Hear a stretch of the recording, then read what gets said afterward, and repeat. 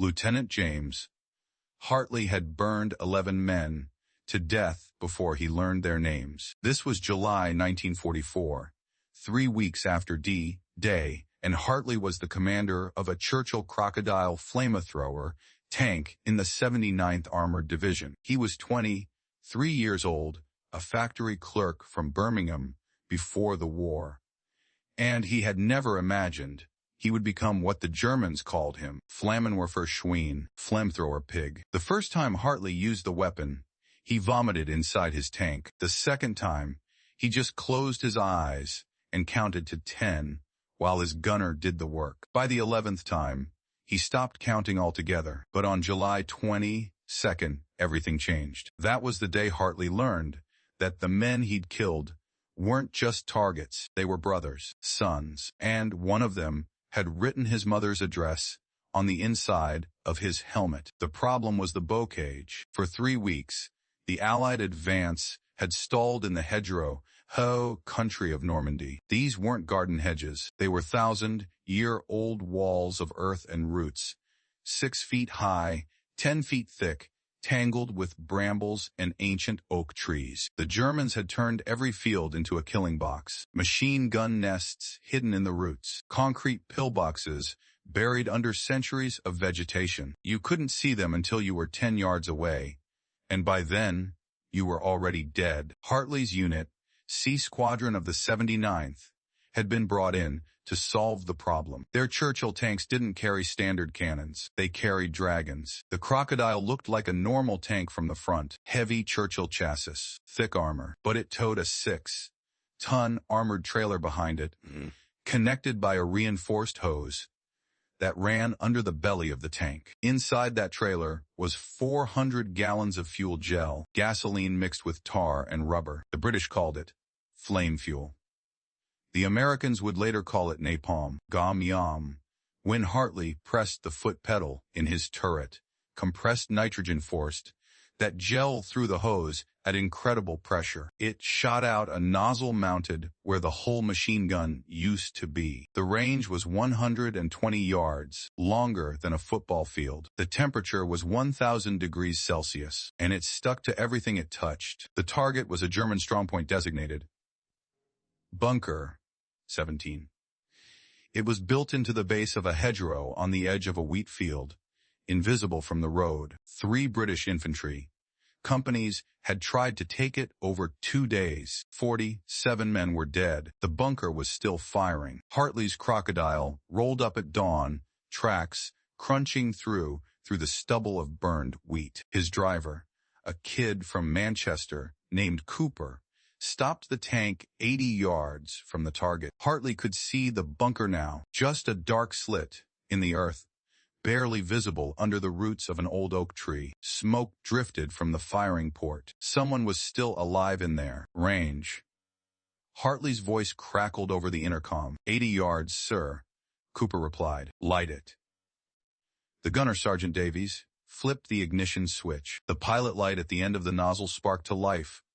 With a soft whoosh, Hartley pressed the pedal. The dragon breathed. A rod of orange fire erupted from the front of the tank. Not an arc, not a spray. A solid stream of burning liquid that shot across the field like a spear. It hit the firing slit of the bunker dead center. The gel splashed through the 6-inch opening. Hartley watched through his periscope as the liquid fire bounced off the back wall inside the bunker, splattered across the ceiling, dripped down into every corner. It flowed like water, but it burned like the sun. The screaming started 3 seconds later. Hartley had heard it before. He tried not to listen. But you can't unhear that sound. It's not like the movies. It's not a dramatic yell. It's a high-pitched animal shriek that doesn't sound human. It's the sound of a man whose nervous system is on fire, whose brain is shutting down from pain overload, whose lungs are collapsing from the heat. It lasted maybe 15 seconds. Then it stopped. The bunker door didn't open. No one came out. Target neutralized,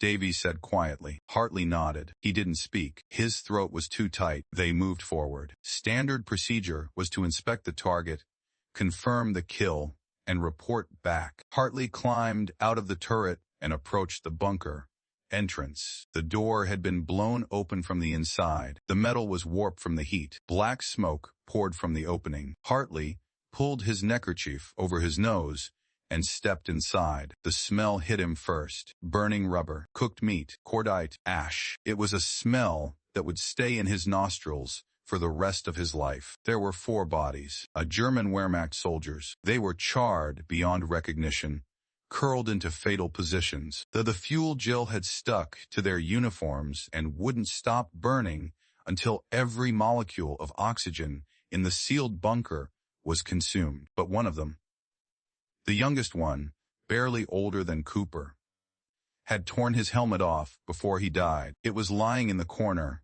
untouched by the flames. Hartley picked it up. On the inside liner, written in pencil, was a name and an address: G. Frater Hans Memmler, Mutter Frau Greta Mungler, Karlsruhe Blumenstrasse 14. A Hans Mummler had written his mother's address inside his helmet, so if he died, someone could tell her. Hartley stood there, holding the helmet, staring at the name. Hans, not the enemy, not the target. Hans, he was somebody's son. That night, Hartley sat on the back deck of his tank, smoking a cigarette he didn't want. Cooper sat next to him, cleaning the fuel nozzle with a wire brush. "You all right, sir?" Hartley didn't answer immediately. He was thinking about Hans Mummler. He was thinking about the 11 men before him. He was thinking about the fact that tomorrow there would be 12 more, or 20, or 50. "Cooper, do you know what the Germans call us?" "No, sir." "Flamethrower pigs. If they capture us, they shoot us on the spot. No trial, no prisoner camp, just a bullet." Cooper nodded slowly. "I heard that, sir. The infantry boys say the SS won't take Crocodile crews alive." Cooper looked at him, surprised. "Sir." Hartley tapped ash from his cigarette. "We just burned 4 men to death in a concrete box. They couldn't run. They couldn't surrender. We didn't give them a chance. We just cooked them.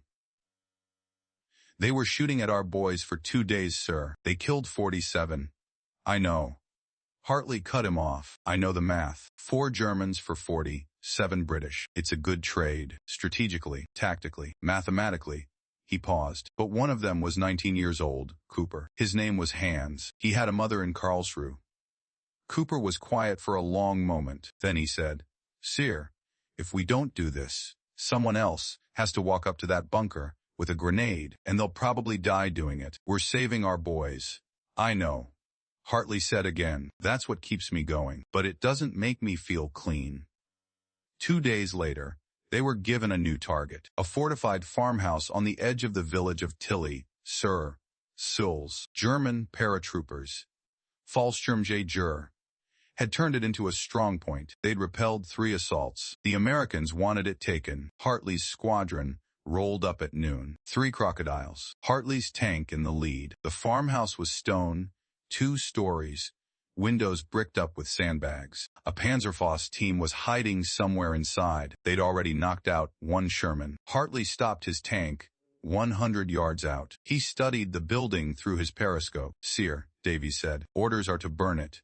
Hartley nodded. He knew the orders. But he was thinking about Hans Mummler. He was thinking about the screaming. He made a decision. "Davies, load a wet shot." "Sir." "You heard me. Wet shot. No ignition." Davies hesitated, then complied. He shut off the pilot light. The nozzle was cold. Hartley pressed the pedal. A stream of unlit fuel gel shot across the field. It hit the second floor window, splashed through the opening, and poured into the farmhouse like a waterfall. Hartley could imagine what was happening inside. The thick, foul-smelling liquid drenching the floor, soaking into uniforms, filling the room with the stench of gasoline and tar. The Germans would know exactly what it was, and they would know what came next. Hartley waited. 10 seconds, 20, 30. Then, he traversed the turret slightly and fired a short burst of flame into the air. Just a puff, a demonstration. "See, the lighter works. 1 more shot, and you're all burning." The door of the farmhouse flew open. 7 German paratroopers stumbled out, hands raised, screaming in broken English, "Nitskien! Nitskisen!" "Don't shoot." They were ripping off their fuel-soaked tunics, throwing them on the ground, desperate to get the liquid off their skin. They surrendered without a single shot fired. Hartley climbed out of his tank. He walked toward the prisoners, rifle slung over his shoulder. An American lieutenant was already cuffing them, barking orders. One of the Germans, an older man, maybe 35, sergeant stripes on his collar, looked directly at Hartley. He saw the crocodile behind him. He saw the flame nozzle. The German spat on the ground at Hartley's feet. "Flamethrower Schwein," he hissed. The American lieutenant raised his rifle. "Hey, show some respect." Hartley held up a hand. "It's all right, Lieutenant." He looked at the German sergeant. The man's eyes were filled with hate, poor, undiluted hate. Hartley understood. If the roles were reversed, if a German flamethrower crew had surrendered to him, he'd probably feel the same way. "You're alive," Hartley said quietly in German. He'd learned a little from a captured manual. "You and your men, you're alive. That's what matters." The German sergeant didn't respond. He just turned his back. The war in Normandy ground on. Hartley's Crocodile cleared bunkers at Chan, burned pillboxes at Falaise. By August, the breakout was complete. The Hedgerows were behind them. Hartley had burned 73 men by the end of the campaign, but he'd also convinced 214 to surrender with wet shots. He kept a tally in a small notebook. On 2. It didn't make him feel better, but it made him feel less dirty. After the war, Hartley went back to Birmingham. He got his old job at the factory. He married a girl from his street. He had 2 daughters. He never talked about the crocodile. When his daughters asked what he did in the war, he said, "I drove a tank." He didn't mention what kind, but in 1963, he received a letter. It was from Germany. The return address was Karlsruhe. Hartley's hands shook as he opened it. The letter was from Frau Greta Mummuller, Hans Mummuller's mother. She had found Hartley's name through a veterans association. She had learned that Hartley's tank had been at Bunker 17 on July 22nd, 1944. She wanted to know if he had seen her son, if he knew how Hans had died. Hartley sat at his kitchen table for 2 hours. Staring at the letter, he wrote back. He told her the truth. He told her Hans had died quickly. He told her Hans had been brave. He told her he was sorry. He didn't tell her that her son had burned to death. Some truths are too heavy to carry alone, and some truths are too cruel to share. The Churchill Crocodile was the most effective bunker clearing weapon of World War II. It saved thousands of Allied lives. It shortened the Battle of Normandy by weeks, but it came at a cost. The cost wasn't just measured in German casualties. It was measured in the souls of the men who operated it. James Hartley lived to be 81 years old. He died peacefully in his sleep in 1999, but every night for 55 years, he dreamed about fire. The crocodile teaches us something uncomfortable about war. Sometimes the most effective weapon is the most inhumane. Sometimes saving your own men means doing something that haunts you forever. Hartley made a choice. He could have refused to operate the flamethrower. He could have requested a transfer. But if he did, someone else would take his place. Someone who might not care about Hans Mummmuller. Someone who might not use the wet shot. So he stayed. He did the job. He carried the weight. That's the burden of the dragon's breath. You can't breathe fire without burning a part of yourself. Next week, we're looking at the American M4 Sherman Calliope, the tank that tried to launch rockets, and why it was a spectacular failure. Until then, remember, this war doesn't have clean hands. It only has necessary ones. This is WD2 Battlegrounds, E&D.